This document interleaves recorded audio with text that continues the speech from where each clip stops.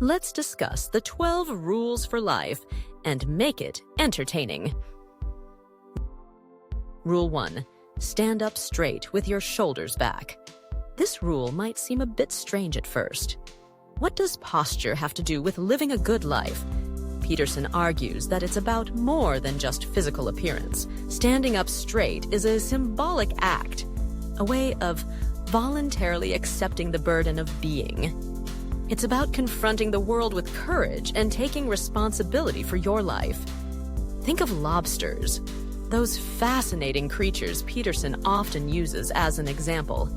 They have a dominance hierarchy, and the lobsters at the top have higher levels of serotonin, which makes them more confident and less anxious. By standing up straight, we can encourage the flow of serotonin in our own brains and reap the benefits of increased confidence and decreased anxiety. But what do you think? Does improving your posture really have the power to change your life? Or is it just a superficial fix? Rule 2. Treat yourself like someone you are responsible for helping. We often take better care of others than we do of ourselves. Peterson challenges us to extend the same care and compassion we show to loved ones to ourselves. This means setting high standards for ourselves, making healthy choices, and pursuing our goals with discipline and determination. It's not about being selfish. It's about recognizing your own worth and taking responsibility for your well-being. As Peterson puts it, why would you think it acceptable to do anything less for yourself? Think about it. Are you treating yourself with the same respect and care you would give to a close friend or family member? Rule 3. Make friends with people who want the best for you. This rule seems pretty straightforward, but it can be surprisingly difficult to follow. We sometimes find ourselves surrounded by people who drain our energy, bring us down, or hold us back. Peterson encourages us to be intentional about the company we keep and to surround ourselves with people who support our growth and well-being. He even suggests applying this rule to our relationships with family members. If you wouldn't recommend a particular friend to your sister, why would you maintain that friendship yourself? Loyalty shouldn't come at the expense of your own well-being. This raises an interesting question. How do we balance loyalty to loved ones with the need to protect our own mental and emotional health? Rule 4. Compare yourself to who you were yesterday, not to who someone else is today. In a world saturated with social media, it's easy to fall into the trap of comparing ourselves to others. Peterson reminds us that true progress comes from focusing on our own growth and development, not on measuring ourselves against someone else's achievements. Instead of getting caught up in envy and self-doubt, we should celebrate our own wins, no matter how small, and strive to become a little bit better each day. As Peterson puts it, always place your becoming above your current being. How often do you find yourself comparing yourself to others? How can you shift your focus to your own personal growth and development? Rule 5. Do not let your children do anything that makes you dislike them. This rule might sound controversial, but Peterson argues that it's about setting clear boundaries and teaching children how to behave appropriately.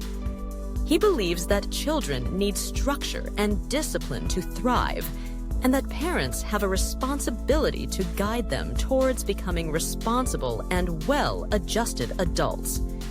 He emphasizes the importance of social desirability and argues that teaching children to behave well will ultimately benefit them in the long run, leading to more opportunities, self-regard, and security. What are your thoughts on this rule? How can parents balance the need for discipline with the desire to nurture their children's individuality and creativity?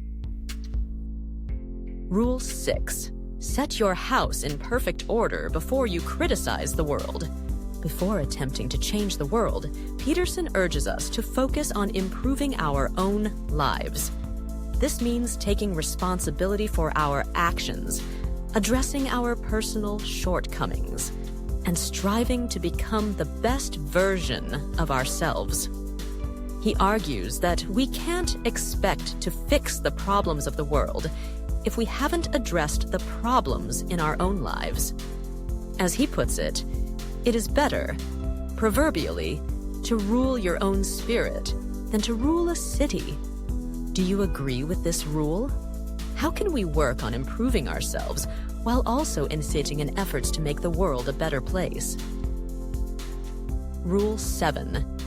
Pursue what is meaningful, not what is expedient.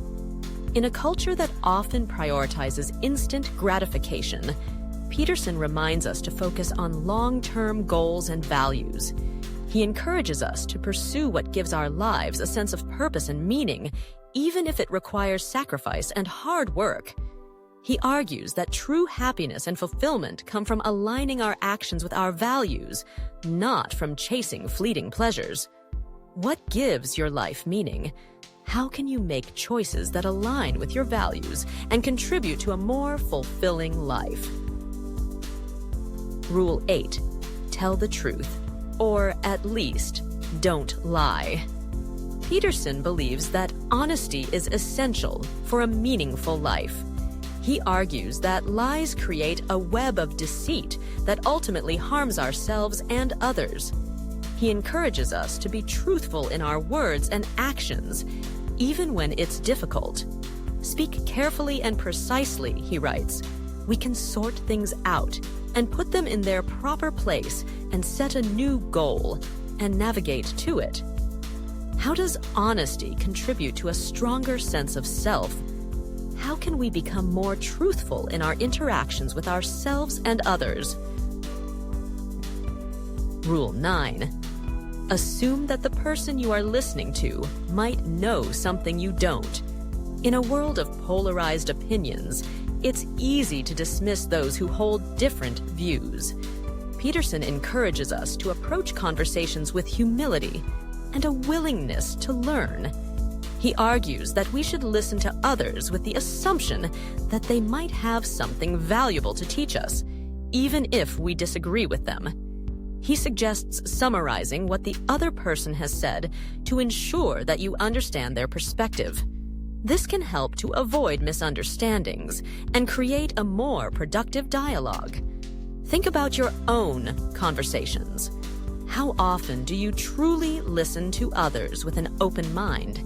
How can you cultivate a more receptive and curious approach to communication? Rule 10. Be precise in your speech. Peterson believes that precise language is essential for clear thinking and effective communication.